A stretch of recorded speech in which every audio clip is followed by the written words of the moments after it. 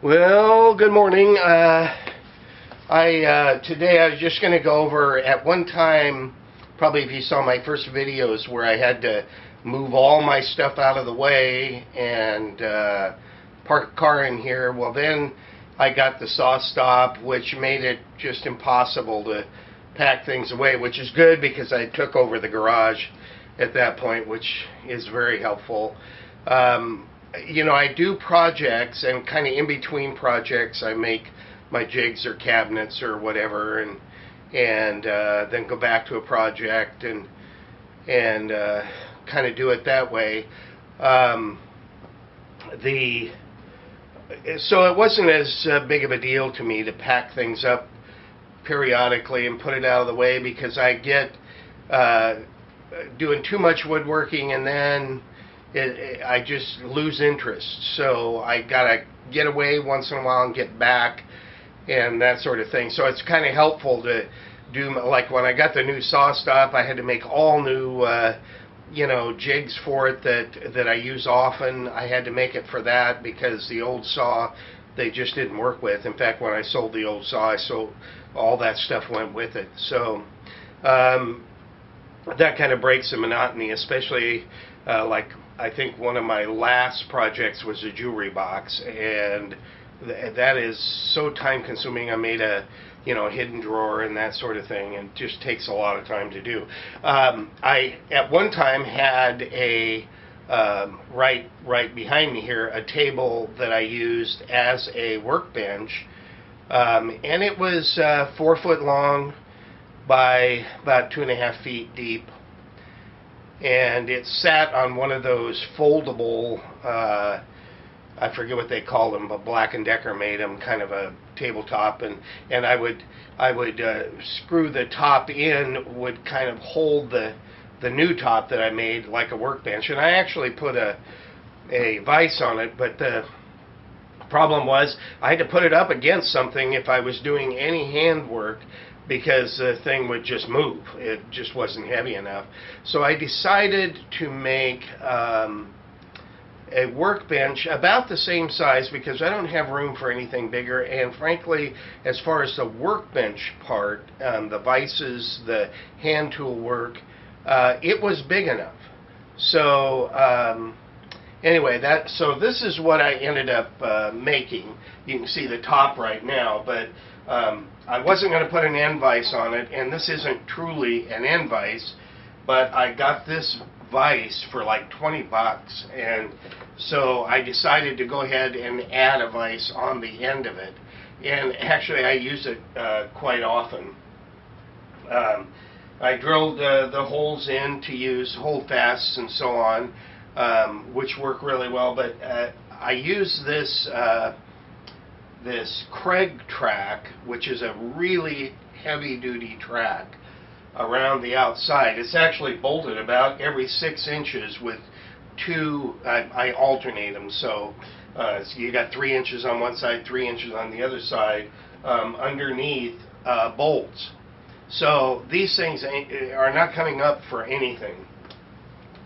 The top of this is actually a glue lamb that I bought. I bought a 10-footer with somebody. We split it in half. He took 5 foot, I took 5 foot. I cut a foot off of it, and so that's underneath this.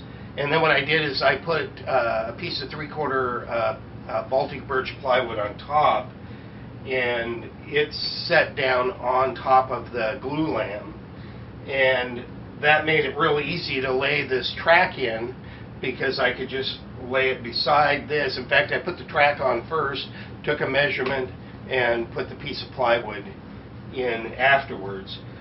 I trimmed around the edge with beech, and I actually did the dovetails by hand, which was kind of fun to do. I'd never done bigger ones like that, and they worked out pretty good. I had to throw a couple pieces away. I started with the end pieces because they're shorter, and I had to buy some extra beech, but I got it figured out. I did it all by hand, except that as I did it, I realized that hogging out a big share of these big dovetails was easier on the bandsaw.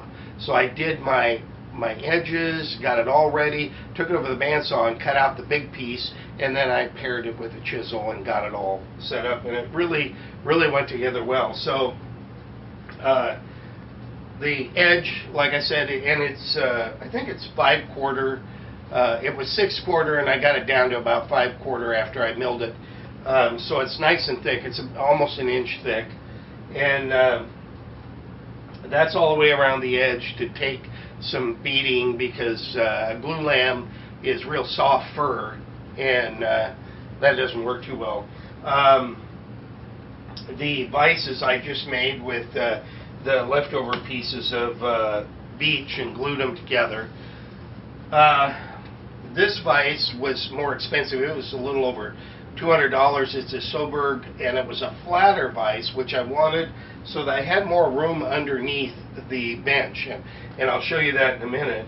And what I did with the front of the bench is I faced the legs and the face and leg and then the bottom strip with birch also, not birch, beech, with beech also, so that I could use it to set boards, and I made the 3/4 holes so that I can use things like these pins and so on to hold a board, so it's not so it's supported on the legs, so it's flush with the front of the bench. But the actual legs and the framework to hold the top and the framework for the very bottom shelf is all fir. I bought I bought it at the big box store. Got 4x4 posts that looked really good. I went through a lot of them before I found the ones I wanted. That's what I use, and I got 2 8-footers for the legs, giving me more than enough for the legs in between. And then what I did is I drilled a 1-inch hole in the top, and on all 4 of them, after I got them together, took and I put nails. I actually sharpened both sides and put these nails down in so they barely stuck up out of those 1-inch holes, and I could see where the center was, and took the top, and with a couple people we set the top down where it was going to fit, and we kind of had a setup on the face here clamped so that it would go against the face, and then the other end we had it so that when we laid it down it fit in the exact spot it was going to end up, which gave us 4 puncture holes in the bottom of the glue lamb. And so then I drilled 1-inch holes up in there, probably a couple inches deep. The glue lamb is 3.5 inches deep, and did those 4, and then I glued in the top of the posts these 1-inch dowels, and I just used red oak dowels so they're nice and hard, and put those in, and I was going to glue the top in, and I thought, tops, this top, if it ever got really bad, I could just pull. I want to just be able to pull it off and put another one on. And so I set it on there first just to see how it would be. Well, this thing is so heavy that I can't even lift a corner myself off of the dowel. So I'm not going to anchor it. Because of the weight of this thing, I've done a bunch of hand planing, and probably that's the most abusive as far as forward, backward, or sideways movement, and it doesn't move. You'll see when I show you the rest of it, it has these wheels. You can get them at Rockler and Woodcraft. I felt like the Woodcraft I bought, I'll show you in another video my new assembly bench, which is similar but not the same. And I bought the Rockler casters for the workbench and the Woodcraft for the assembly bench. The assembly bench is heavier, to lift because it's got a lot of stuff underneath storage-wise and a lot more wood, and it's got a thick MDF torsion box top, so it's even heavier, and they seem to be stronger. I feel like the Rockler ones would almost bend if I push them too hard. So anyway, you can kind of check it out yourself. They look the same, very similar, but they're not exactly the same. And sometimes I get things backwards. So hopefully, you know, if you're going to ever use these, take a look at both of them. Don't take my word verbatim for it. So anyway, really nice with these. You know, I use this track all the time because you just use these Craig clamps, which the things fit in here, and boy, I'll tell you what. I mean, there is one hell of a lot of pressure on that.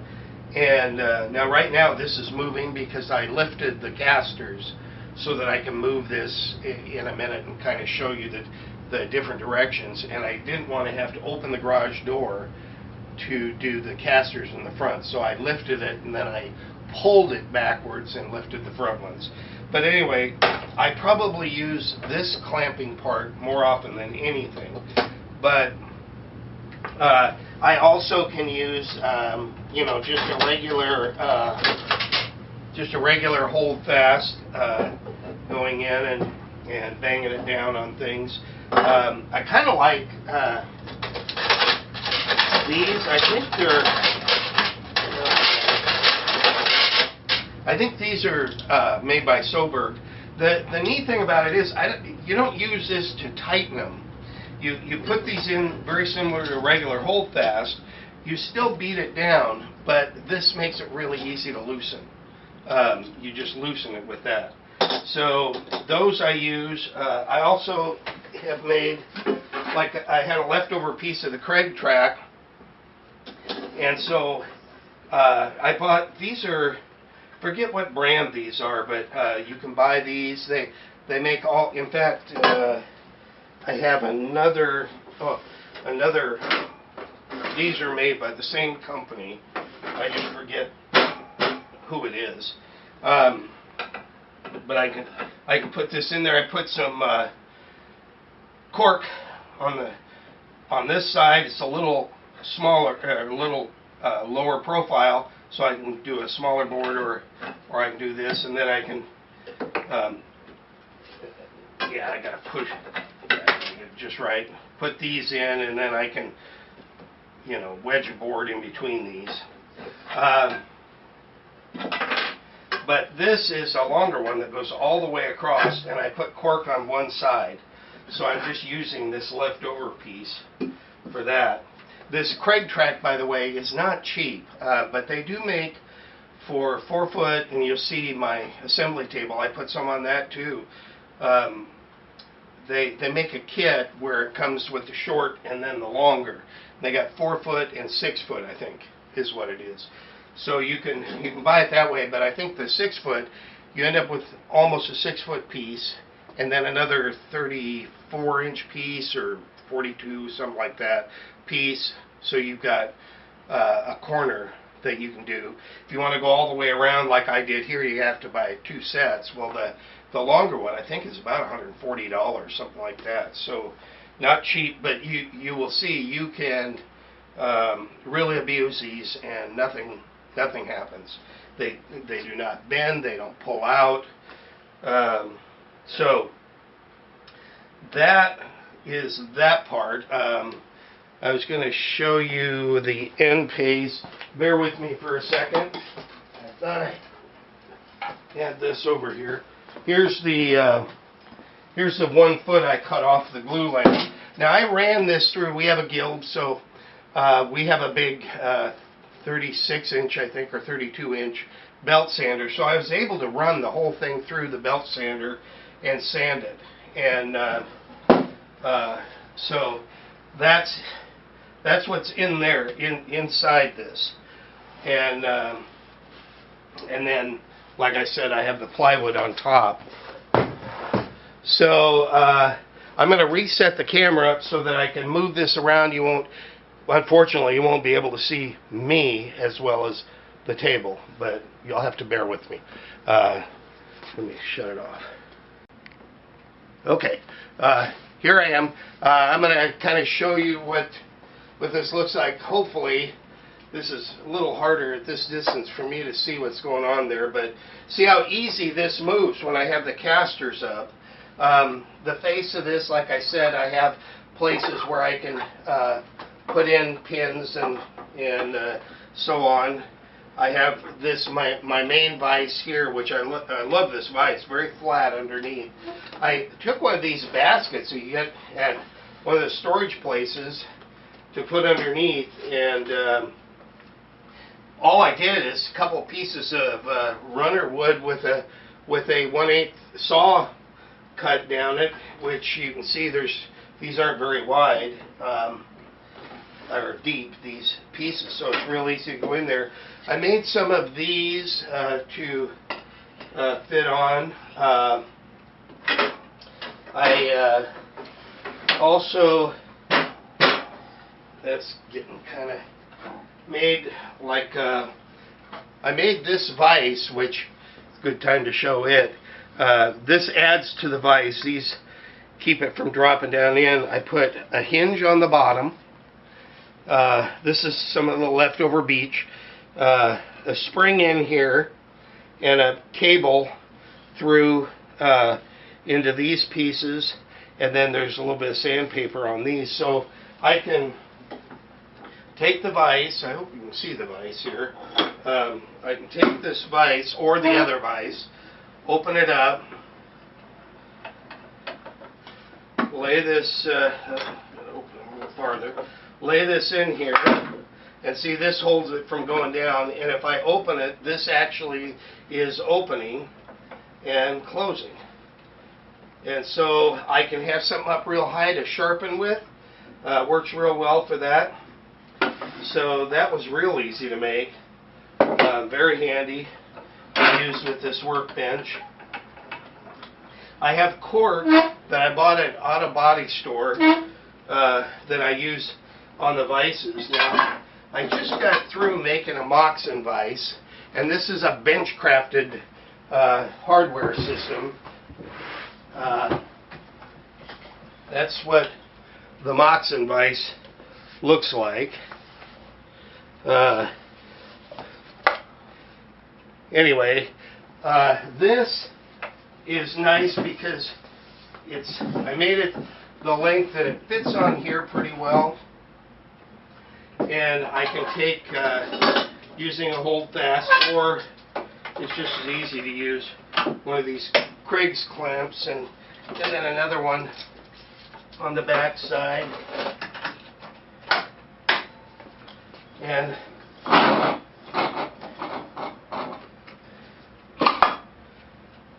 I can put my wood down and do handwork.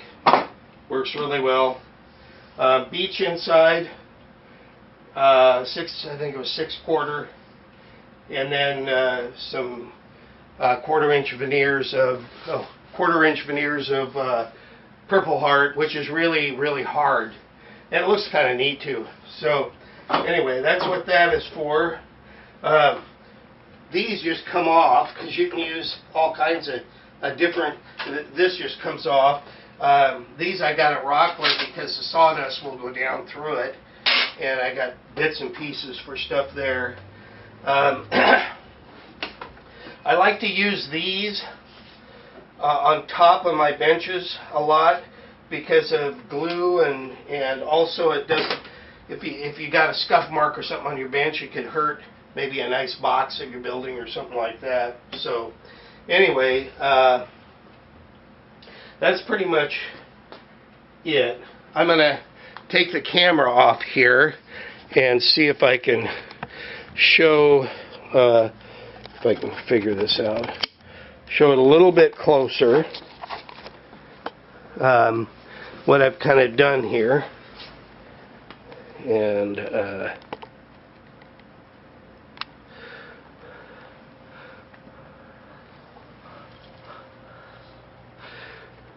that is, the rest of it is really pretty simple. I just faced it with some good hard beech, and that works pretty good.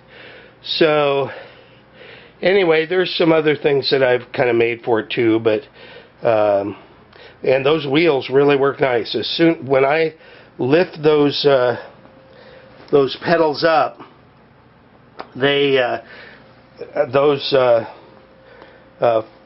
4x4 posts just go right down on the floor, and it doesn't move. So anyway, thank you very much.